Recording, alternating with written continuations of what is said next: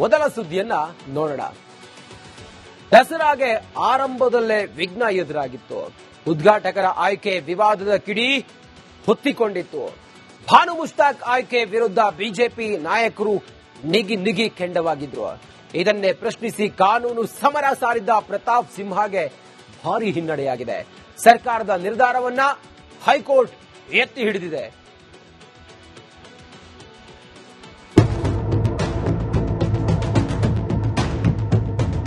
ನಾಡಹಬ್ಬ ದಸರಾದಲ್ಲೇ ವಿವಾದ ದಗದಗಿಸ್ತಿದೆ. ಭಾನು ಮುಷ್ತಾಕ್ ಆಯ್ಕೆಗೆ ಹಿಂದೂಗಳ ಆಕ್ರೋಶ ಸ್ಫೋಟಗೊಂಡಿದೆ. ಸರ್ಕಾರದ ನಡೆಗೆ ಬಿಜೆಪಿ ಕೆಂಡ ಕಾರಿದೆ. ಕಾನೂನು ಸಮರ ಸಾರಿದ್ದ ಮಾಜಿ ಸಂಸದ ಪ್ರತಾಪ್ ಸಿಂಹಗೆ ಭಾರಿ ಹಿನ್ನಡೆಯಾಗಿದೆ.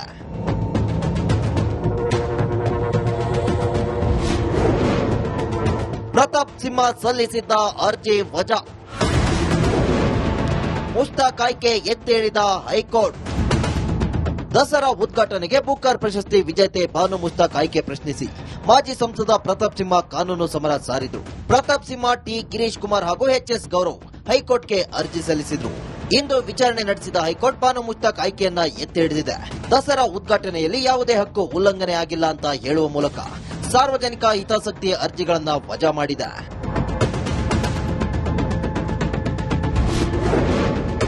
ಪ್ರತಾಪ್ ಸಿಂಹನನ್ನ ಮೂರ್ಖ ಎನ್ನಬೇಕಾ? ಮಾಜಿ ಲೋಕಸಭಾ ಸದಸ್ಯ ಸಂವಿಧಾನ ಗೊತ್ತಿಲ್ಲ ಅಂತಂದ್ರೆ ಏನಂತ ಹೇಳಬೇಕು? ಅವ್ರಿಗೆ ಮೂರ್ಖ ಅಂತ ಕರಿಬೇಕಾ? ನೋಡಿ, ಇಂತಹ ಮೂರ್ಖರು ನಮ್ಮ ದೇಶದಲ್ಲಿ ಇದ್ದಾರೆ. ಇಂತಹ ಮೂರ್ಖರ ಬಗ್ಗೆ ಎಚ್ಚರವಾಗಿರಬೇಕು ಅಷ್ಟೇ. ಮೊದಲು ಸಂವಿಧಾನವನ್ನ ಸರಿಯಾಗಿ ಓದಿ. ಸರ್ಕಾರದ ನಿರ್ಧಾರ, ಸಂವಿಧಾನಬದ್ಧವಾದಂತಹ ನಿರ್ಧಾರಗಳನ್ನು ನಾವು ಮಾಡ್ಕೊಂಡು ಬಂದಿದ್ದೀವಿ. ಸಂವಿಧಾನವನ್ನ ಸರಿಯಾದ ರೀತಿಯಲ್ಲಿ ಪ್ರತಾಪ್ ಸಿಂಹ ಮತ್ತು ಬಿಜೆಪಿ ನಾಯಕರುಗಳೆಲ್ಲ ಓದಲಿ, ಏನೇನು ನಿಮ್ಮ ಹಕ್ಕಿದೆ ಅನ್ನೋದ ಅರ್ಥ ಆಗ್ತದೆ. ಇನ್ನಾದರೂ ಪ್ರತಾಪ್ ಸಿಂಹ ಬುದ್ಧಿ ಕಲಿಯಲಿ. ಎಂಪಿ ಆಗಿದ್ದವರು ಸಂವಿಧಾನನ, ಅದರ ಅವಕಾಶಗಳನ್ನ, ಹಕ್ಕುಗಳನ್ನ ತಿಳ್ಕೊಂಡು ಹಿಂಗೆ ಮಾತಾಡಿದ್ರೆ ಹೆಂಗೆ? ಈಗಲಾದ್ರೂ ಅವರು ಕೋರ್ಟು, ನ್ಯಾಯಾಲಯ is the custodian of constitution. ಅಲ್ಲಿ ಸಂವಿಧಾನದ ಪ್ರಕಾರ ಏನ್ ಮಾಡಬೇಕು ಅನ್ನೋದನ್ನ ಅವರು ಹೇಳಿ, ಅವರು ರಿಜೆಕ್ಟ್ ಮಾಡಿದ್ಮೇಲೆ ಇನ್ನಾದ್ರೂ ಅವರು ಬುದ್ಧಿ ಕಲೀಲಿ. ಅವರಲ್ಲಿ ತುಂಬಿರ್ತಕ್ಕಂಥ ಮತೀಯ ಅಂಧ ಭಾವನೆಗಳು ಹೊರಗೆ ಬಂದು ಭಾರತೀಯ ನಾಗರಿಕ ಆಗಿ ನಡೆಸೋಣ. ಕೋಮುವಾದ ಹುಟ್ಟು ಹಾಕೋದೇ ಬಿಜೆಪಿ ಕೆಲಸ. ನಾವೆಲ್ಲರೂ ಕೂಡ ಭಾರತೀಯರು ಅಂತ ಒಪ್ಪಿಕೊಂಡ ಮೇಲೆ ಪದೇ ಪದೇ ಬೇರೆ ರೀತಿಯಾಗಿ ಚರ್ಚೆಯನ್ನ ಮಾಡ್ತಕ್ಕಂಥದ್ದು ಕೋಮುವಾದವನ್ನ ಹುಟ್ಟಾಕ್ಲಿಕ್ಕೆ ಹೊರತು ಬೇರೇನೂ ಅಲ್ಲ. ನಾನು ಅನೇಕ ಬಾರಿ ಹೇಳಿದ್ದೇನೆ, ಭಾರತೀಯ ಜನತಾ ಪಕ್ಷದ ಸ್ನೇಹಿತರಿಗೆ, ಈ ದೇಶದಲ್ಲಿ ಭಾರತೀಯರು ಬದುಕಲಿಕ್ಕೆ ಬಿಡಿ.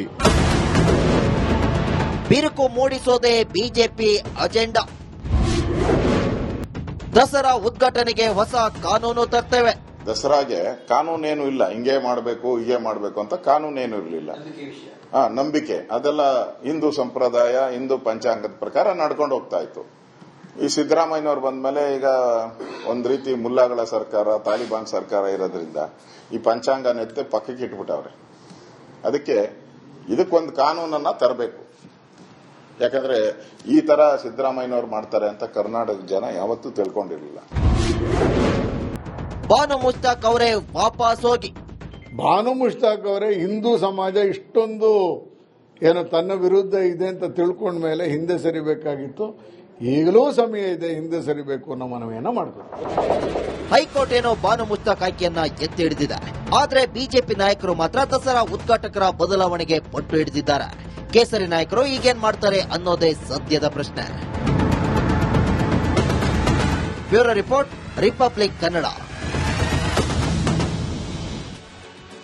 ಇವತ್ತು ಮೈಸೂರು ದಸರಾದ ಉದ್ಘಾಟನೆಯ ವಿಚಾರವಾಗಿ ಹೈಕೋರ್ಟ್ನ ಇದೊಂದು ತೀರ್ಮಾನ ಇದೆಯಲ್ಲ, ಭಾರೀ ಒಂದು ಮಹತ್ವವಾದಂತ ತೀರ್ಮಾನ. ಇಲ್ಲಿವರೆಗೂ ಕೂಡ ಪರ ವಿರೋಧದ ಚರ್ಚೆ ಏನಾಗಿತ್ತು ಅದೆಲ್ಲದಕ್ಕೂ ಕೂಡ ಹೈಕೋರ್ಟ್ನ ನ್ಯಾಯಾಧೀಶರು ಒಂದು ಫುಲ್ ಸ್ಟಾಪ್ ಅನ್ನು ಇಟ್ಟಿದ್ದಾರೆ. ಹಾಗಾದ್ರೆ ಬಿಜೆಪಿ ಏನ್ ಹೇಳಿತ್ತು? ಬಿಜೆಪಿ ಪರವಾದ ವಕೀಲ ಸುದರ್ಶನ್ ಅವರ ವಾದ ಏನು ಅಂತ ಹೇಳಿ one by one, point to point ನಾವು ನೋಡ್ತಾ ಹೋಗೋಣ. ಮುಷ್ತಾಕ್ ಕನ್ನಡ ಮತ್ತೆ ಹಿಂದೂ ವಿರೋಧಿ ಮಾತನಾಡಿದ್ದಾರೆ, ಹೀಗಾಗಿ ಅವರನ್ನ ಉದ್ಘಾಟನೆಗೆ ಕರೀಬಾರದು. ದಸರಾ ಉದ್ಘಾಟನೆಗೆ ಮುಷ್ತಾಕ್ ಆಯ್ಕೆ ಮಾಡಿರೋದೇ ಸರಿಯಲ್ಲ. ದಸರಾ ಹಬ್ಬ ಹಿಂದೂ ಧರ್ಮದ ಆಚರಣೆ ಅದು. ಒಬ್ಬ ಮುಸಲ್ಮಾನ ಮಹಿಳೆ ದಸರಾವನ್ನ ಉದ್ಘಾಟನೆ ಮಾಡೋದು ಎಷ್ಟು ಸರಿ? ಉದ್ಘಾಟಕರು ಹೂವಿನ ಅಭಿಷೇಕ ಮಾಡಬೇಕು. ಹಿಂದೂ ಧರ್ಮದಲ್ಲಿ ಮೂರ್ತಿ ಪೂಜೆಗೆ ಮಹತ್ವ ಇದೆ, ಆದರೆ ಇಸ್ಲಾಂನಲ್ಲಿ ಮೂರ್ತಿ ಪೂಜೆಯನ್ನ ಒಪ್ಪೋದಿಲ್ಲ. ಆದರೆ ಮುಷ್ತಾಕ್ಗೆ ಅರಿಶಿನ ಕುಂಕುಮದ ಮೇಲೆ ನಂಬಿಕೆನೇ ಇಲ್ಲ. ಇದು ಪ್ರತಾಪ್ ಸಿಂಹ ಅವರ ಪರವಾದ ವಕೀಲ ಸುದರ್ಶನ್ ಅವರ ಮಾತು. ಹಾಗಾದ್ರೆ ಈ ಸರ್ಕಾರ ಏನು ತೀರ್ಮಾನ ಮಾಡಿತ್ತು, ಸರ್ಕಾರದ ಪರ ವಕೀಲರು ಏನ್ ಹೇಳಿದ್ರು ಅನ್ನೋದನ್ನ ನೋಡೋಣ. ಎಜಿ ಶಶಿಕಿರಣ್ ಶೆಟ್ಟಿ ಸರ್ಕಾರದ ಪರ ವಕೀಲರು, ಅವರ ವಾದ ಹೇಗಿತ್ತು ಅಂತ ಹೇಳಿ ನೋಡೋಣ. ಪ್ರತಾಪ್ ಸಿಂಹ ಮುಸ್ಲಿಮರ ಆಯ್ಕೆ ಬೇಡ ಎಂದಿದ್ದಾರೆ. ಆದ್ರೆ ಈ ಹಿಂದೆ ನಿಸಾರ್ ಅಹಮದ್ ಅವರು ಕೂಡ ದಸರಾವನ್ನ ಉದ್ಘಾಟನೆ ಮಾಡಿದ್ರು. ಆಗ ಪ್ರತಾಪ್ ಸಿಂಹ ಮೈಸೂರಿನ ಸಂಸದರಾಗಿ ಕೂಡ ಇದ್ರು. ಈ ಬಾರಿ ಹಿಂದೂ ಮುಸ್ಲಿಂ ಅಂತ ಚರ್ಚೆ ಮಾಡ್ತಿದ್ದಾರೆ ಪ್ರತಾಪ್ ಸಿಂಹ. ಈಗ ಅರ್ಜಿ ಹಾಕಿದ್ದಕ್ಕೆ ಪ್ರತಾಪ್ ಸಿಂಹಗೆ ದಂಡ ವಿಧಿಸಬೇಕು ಅಂತ ಹೇಳಿ ಸರ್ಕಾರದ ಪರವಾದ ವಕೀಲರು ಮಾತನಾಡ್ತಾರೆ. ಹಾಗಾದ್ರೆ ಪರ ವಿರೋಧ ಎರಡೂ ವಾದವನ್ನ ಆಲಿಸಿದಂತ ಹೈಕೋರ್ಟ್ನ ನ್ಯಾಯಾಧೀಶರು ಏನ್ ಹೇಳಿದ್ರು ಅನ್ನೋದನ್ನ ಒನ್ ಬೈ ಒನ್ ನೋಡ್ತಾ ಹೋಗೋಣ. ದೇಗುಲದ ಟ್ರಸ್ಟ್ ಉದ್ಘಾಟಕರ ಆಯ್ಕೆ ವಿರೋಧಿಸಿಲ್ಲ. ದೇವಸ್ಥಾನ ಟ್ರಸ್ಟ್ನವರು ನಮ್ಮ ಮುಂದೆ ಬಂದಿಲ್ಲ. ನಂಬಿಕೆ ಇಲ್ಲದವರು ಪೂಜೆಯನ್ನ ಸಲ್ಲಿಸಬಾರದೆಂದು ಬಂದಿಲ್ಲ. ವಿಜಯದಶಮಿ ಅಂದ್ರೆ ಕೆಟ್ಟದರ ವಿರುದ್ಧ ಒಳ್ಳೆಯದರ ವಿಜಯ. ಈ ಹಬ್ಬವನ್ನ ಇಡೀ ದೇಶಾದ್ಯಂತ ಆಚರಿಸಲಾಗುತ್ತದೆ. ಸಾರ್ವಜನಿಕ ಹಿತಾಸಕ್ತಿ ಅರ್ಜಿಗಳನ್ನು ವಜಾ ಮಾಡುತ್ತಿದ್ದೇವೆ ಅಂತ ಹೇಳಿ ಹೈಕೋರ್ಟ್ನ ನ್ಯಾಯಾಧೀಶರು ಆ ಮೂಲಕ ಮಹತ್ವವಾದಂತ ತೀರ್ಮಾನವನ್ನ ಮಾಡಿದ್ದಾರೆ. ಆ ಮೂಲಕ ಟೀಕೆ ಮಾಡಿರೋದೇ ಸರಿಯಲ್ಲ.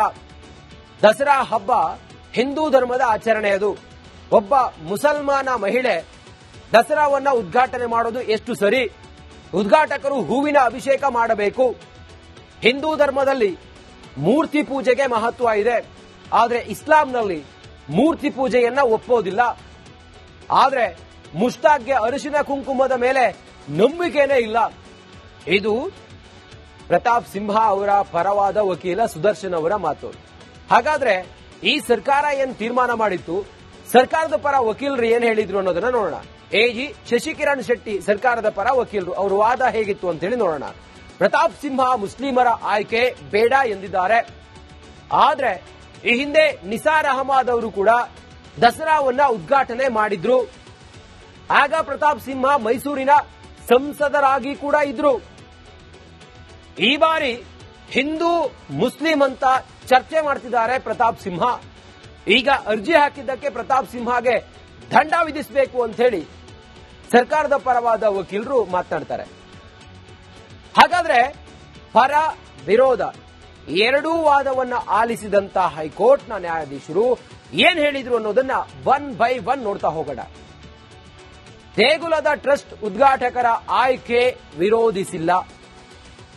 ದೇವಸ್ಥಾನ ಟ್ರಸ್ಟ್ನವರು ನಮ್ಮ ಮುಂದೆ ಬಂದಿಲ್ಲ. ನಂಬಿಕೆ ಇಲ್ಲದವರು ಪೂಜೆಯನ್ನ ಸಲ್ಲಿಸಬಾರದೆಂದು ಬಂದಿಲ್ಲ. ವಿಜಯದಶಮಿ ಅಂದ್ರೆ ಕೆಟ್ಟದರ ವಿರುದ್ಧ ಒಳ್ಳೆಯದರ ವಿಜಯ. ಈ ಹಬ್ಬವನ್ನ ಇಡೀ ದೇಶಾದ್ಯಂತ ಆಚರಿಸಲಾಗುತ್ತದೆ. ಸಾರ್ವಜನಿಕ ಹಿತಾಸಕ್ತಿ ಅರ್ಜಿಗಳನ್ನು ವಜಾ ಮಾಡುತ್ತಿದ್ದೇವೆ ಅಂತ ಹೇಳಿ